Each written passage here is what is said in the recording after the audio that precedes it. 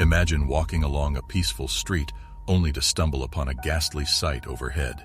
A body hanging, yes, terrifying. Within the depths of the cartel underworld, their twisted sense of power finds expression through the macabre spectacle of hanging bodies from bridges as a brutal torture method.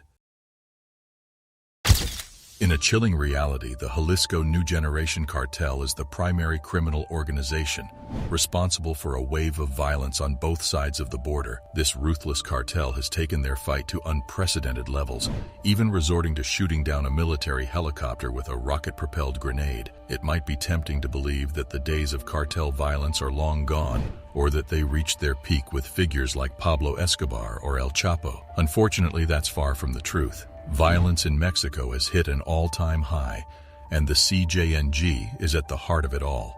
Since their rise to power, they have brought a new level of brutality and torture methods to the scene, leaving devastated communities in their wake. Violent deaths have tragically become the norm, as bodies are cruelly displayed by hanging them from bridges or subjecting them to horrifying acts of burning and mutilation, all intended to send a horrific message to anyone or everyone who dares to eye on them. The CJNG doesn't discriminate when it comes to their targets. From rival cartels to law enforcement officers and even innocent civilians, no one is safe from their wrath. Fear has become the currency they trade in, spreading terror throughout Mexico. This is the chilling tale of the CJNG, the most violent and ruthless cartel to have ever existed. Let's take you back to the origins of a slightly older cartel known as the Gulf Cartel's Army. This distinctive group marked a significant shift in the way drug cartels operated, as they comprised specially trained soldiers, Mexican deserters who had received training in the United States. This change brought about a new era of violence, departing from the image of tattooed gang members wielding pistols and knives. Instead, cartels adopted a militarized fighting style resembling trained military units. This transformation didn't stop there. The influence of the Gulf Cartel's army spread throughout Mexico, influencing other cartels to adopt similar tactics. However, there was a distinct divergence when Los Zetas came into the picture. Unlike other cartels where violence was seen as a means to an end, Los Zetas glorified violence itself. They even went so far as to reward their most politically astute soldiers with medals of honor. In 2010, Los Zetas broke away from the Gulf Cartel, becoming a formidable cartel in their own right. During their reign, homicides in Mexico skyrocketed, and the crime scenes became increasingly gruesome. Amidst their obsession with violence, they neglected the importance of maximizing profits.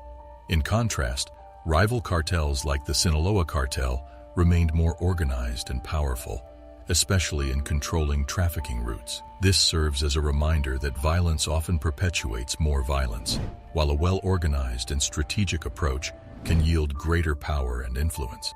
El Mencho, the notorious leader of the Jalisco New Generation Cartel, drew inspiration from Los Zetas to create an even more brutal and powerful criminal organization. Born in July 1966, he grew up poor, working as an avocado farmer.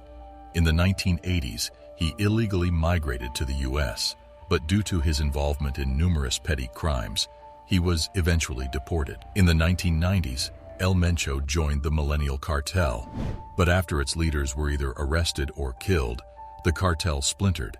It was then that El Mencho formed his own cartel, initially known as Los Torcidos, or the Twisted Ones.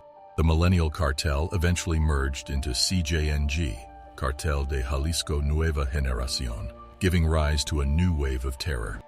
CJNG, above all other criminal organizations, is responsible for many deaths. Inspired by Los Zetas' militarized army, El Mencho took their concept to the next level. Every member of the CJNG is equipped with military attire and carries sophisticated firearms during their operations, creating an intimidating presence. Their army is highly structured, organized, and trained in warfare. This means they are always prepared to launch an attack or defend their headquarters. Moreover, it is rare for them to defend their positions solely. The CJNG's philosophy revolves around preemptive strikes, a kill or is killed mentality. In April 2015, the CJNG executed a deadly ambush on dozens of police officers, cornering them and relentlessly firing at them. Tragically, 15 officers lost their lives. Another heartbreaking incident occurred in Aguadilla, where 14 officers were killed, and the ordeal was captured on camera. The CJNG's strategy is to control, track, and attack authorities. Since its establishment in 2009, homicide rates in Jalisco have surged, rendering certain parts of Mexico unsafe to reside in, all thanks to their actions. Let's tell you all a story. Once upon a time, a man named L. Mitchell stumbled upon a piece of information.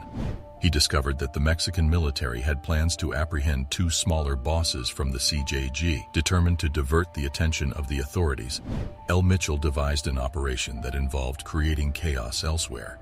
It was an audacious move to assert the dominance of El Mencho and send a clear message.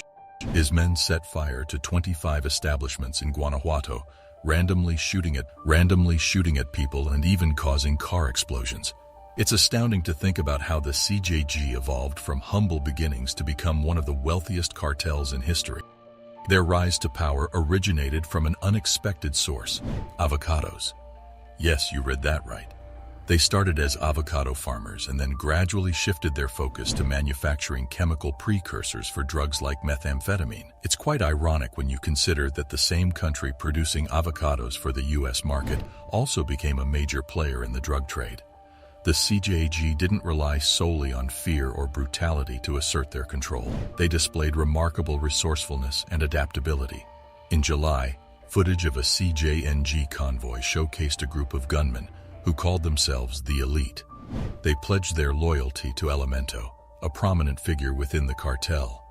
These individuals were armed to the teeth, wielding assault rifles equipped with grenade launchers, heavy machine guns, and even the awe-inspiring 50 caliber sniper rifle.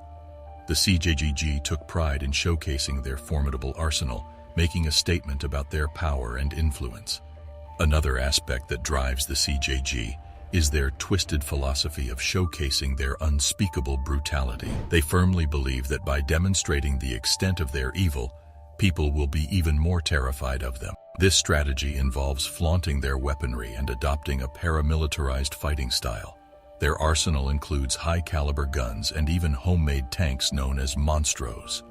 Their power is undeniably staggering. Many members of the CJG seem to be in complete denial about the true nature of their actions. Shockingly, some even revere El Mencho, the cartel's leader, as an honorable boss with a strong code of ethics. But the truth is that he manipulates his soldiers with cartel propaganda, forcing them to turn a blind eye to the atrocities committed by the organization. It's impossible to ignore that the CJG is responsible for heinous crimes. In a disturbing incident, they shot down a military helicopter using a rocket-propelled grenade. It's clear that El Mencho will go to extreme lengths to protect his own privacy. In fact, when they shot down the helicopter in 2022, their goal was to prevent the military from locating El Mencho. This shows just how seriously the drug lord takes his safety. The severity of El Mencho's crimes has made him the most wanted person in Mexico. The USA is offering a $10 million reward, while Mexico has given 30 million pesos for any information leading to his arrest. The actions of the CJG and their leader are deeply troubling.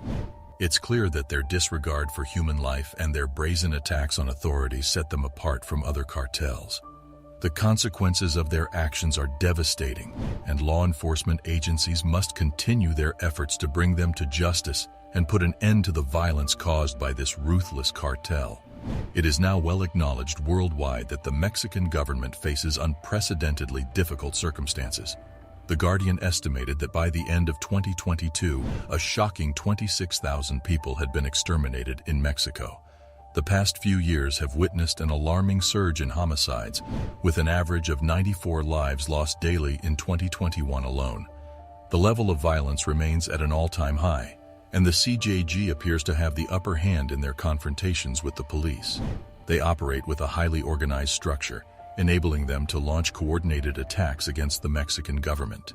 The CJG, as one unified entity, has become a force to be reckoned with, using violence and fear as tools to manipulate and negotiate with politicians. Their objective is not merely to create chaos, but to wield violence and fear as currencies, which they can then employ in their negotiations.